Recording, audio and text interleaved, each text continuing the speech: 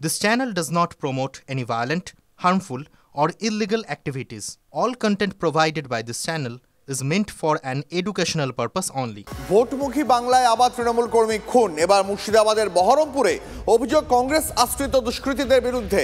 নিহত তৃণমূল কর্মীর নাম হায়াতুল্লাহ শেখ। তার বাড়ি বহরমপুর থানার রাজধরপাড়ার কুমড়োদহ ঘাট এলাকায়।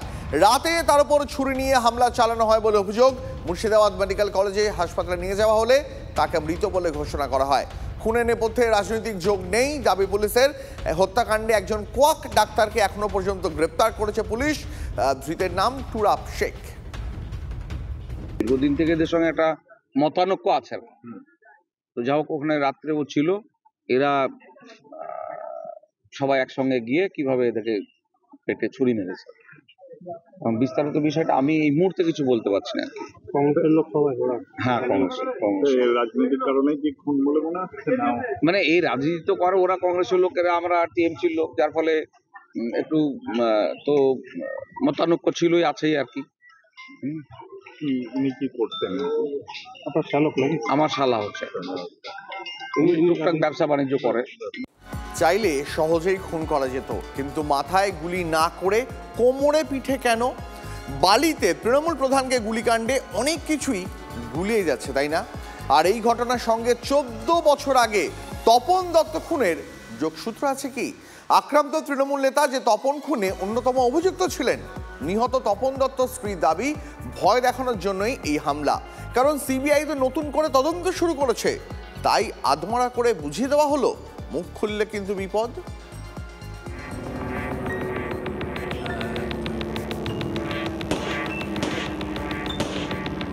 তৃণমূলের পঞ্চায়েত প্রধানকে ঘিরে ধরে গুলি বৃষ্টি, কিন্তু মাথায় নয়, গুলি লাগলো কাঁধ আর কোমরে।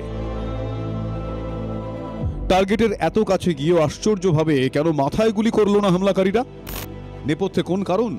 এই নিয়ে যখন নানা বিশ্লেষণ চলছে, তখন হামলার উদ্দেশ্য নিয়ে প্রশ্ন তুললেন বালির নিহত তৃণমূল নেতা তথা সমাজকর্মী তপন দত্তর স্ত্রী প্রতিমা। কোনো ব্যাপার ছিল না যে রিভলভার দিয়ে বুকে মাথায় গুলি করে দেওয়া, কি গুলি করে এই যাতে বেঁচে যেতে পারে, সেই জায়গাটা ওরা ঠিক করে রাখলো। তার মানে ওকে ভয় দেখালো যে মুখ খুলো না, মুখ খুললে তোমারও এরকম হবে। কিন্তু কেন প্রতিমা এই প্রসঙ্গে মুখ খুললেন? 2011 সালের 6 মে গুলি করে খুন করা হয় তপন দত্তকে। পরিবেশকর্মী খুনে সিআইডির চার্জশিটে অরূপ রায়, কল্যাণ ঘোষ সহ হাওড়ার একাধিক তৃণমূল নেতার সঙ্গে নাম ছিল সাপুইপাড়ার বসুকাঠির বর্তমান প্রধান দেবব্রত ওরফে বাবু মণ্ডলের। পরে অতিরিক্ত চার্জশিটে অরূপ, কল্যাণদের মতো তার নামও বাদ পড়ে। হাওড়ায় সাপুইপাড়ায় মধ্য জয়পুরে জলাভূমি রক্ষা কমিটির প্রধান মুখ ছিলেন তপন দত্ত। পরিবেশকর্মী খুনে একের পর এক অভিযুক্তর নাম বাদ যাওয়ায় সিআইডি তদন্তে অনাস্থা জানান তপন পত্নী প্রতিমা। সিবিআই তদন্তের আর্জি জানিয়ে আদালতের দ্বারস্থ হন তিনি। 2022 সালের 9 জুন সিবিআই তদন্তের নির্দেশ দেয় কলকাতা হাইকোর্ট। প্রতিমা দত্তের দাবি, সম্প্রতি এই মামলায় সক্রিয়তা বাড়িয়েছে কেন্দ্রীয় এজেন্সি। তার আরও দাবি, এতে ভয় পেয়ে বাবুর মুখ বন্ধ করতে হামলা হয়। বাবু মণ্ডলকে জিজ্ঞাসাবাদ করা হচ্ছে, সেহেতু তাতে যারা এই কাজটা করেছিল, যারা প্ল্যানটা করেছিল, তারা ভয় পাচ্ছে। তারাই বাবু মণ্ডলকে মানে চুপ করে থাকার জন্য এই আঘাতটা দিল।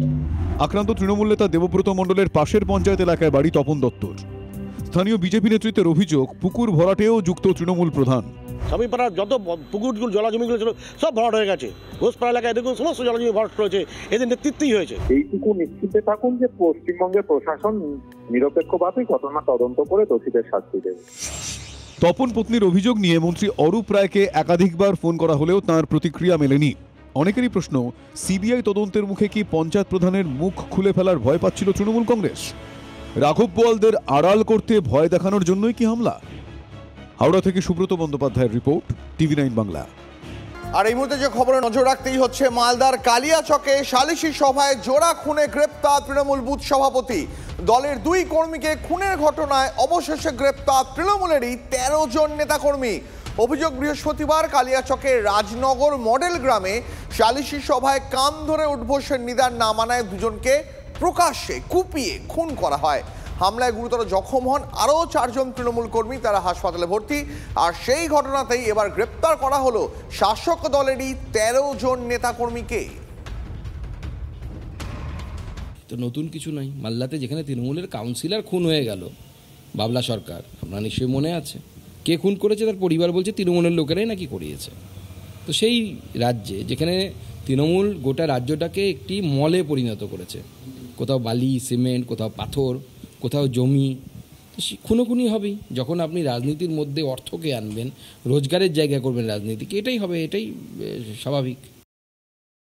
পশ্চিমবঙ্গের গোষ্ঠীদ্বন্দ্বের কোনো নির্দিষ্ট এলাকা নাই। গোটা পার্টিটা গোষ্ঠীদ্বন্দ্বে ক্ষত বিক্ষত, ক্যান্সার হয়ে গেছে গোটা পার্টিটার গোষ্ঠীদ্বন্দ্বে। তার জন্য মুর্শিদাবাদ মালদা বলে কোনো আলাদা জায়গা নেই, সারা পশ্চিমবঙ্গ ক্ষত বিক্ষত তৃণমূলের অন্তর্দ্বন্দ্বে। শীতের রাতে উত্তর দমদম পুরসভার 33 নম্বর ওয়ার্ডে বিধ্বংসী আগুন। বিরাটি বিশরপাড়া রেল লাইনের পাশে ভস্মীভূত বস্তির 6টি ঘর। ছবি দেখাচ্ছি আপনাদের। দমকলের 3টি ইঞ্জিনের চেষ্টায় আগুন নিয়ন্ত্রণে আসে। শর্ট সার্কিট থেকে আগুন বলে প্রাথমিক অনুমান দমকলের।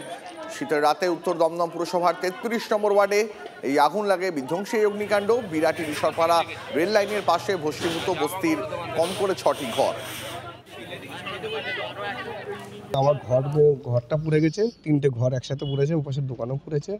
কখন কি হয়েছে আমি নিজেও জানি না। আমি ঘুমিয়েছিলাম, রাত্রিবেলার কেস তো, আমি অত কিছু বুঝি নে। একটা ছেলেবেলে বউ নিয়েছিল, যখন আগুনটা লেগেছে সবাই একসাথে বেরিয়ে গেছি। নিউ আলিপুরদুয়ার স্টেশনের কাছেও ভয়াবহ অগ্নিকাণ্ড। পুড়ে ছাই 4টি দোকান। খবর পেয়ে ঘটনাস্থলে যায় দমকলের 2টি ইঞ্জিন।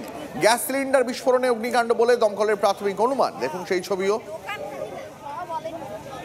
নিউ আলিপুরদুয়ার স্টেশন চত্বরে একটি ভয়াবহ আগুনের ঘটনা ঘটে গেছে, যা সূত্র মারফত যা জানা যাচ্ছে যে গ্যাস সিলিন্ডারের থেকে আগুনটা লেগেছে। ক্ষয়ক্ষতির প্রচুর সম্ভাবনা আছে। আগামীতে দেখা যাক কি হয়, আমরা মানুষের সাথে আছি।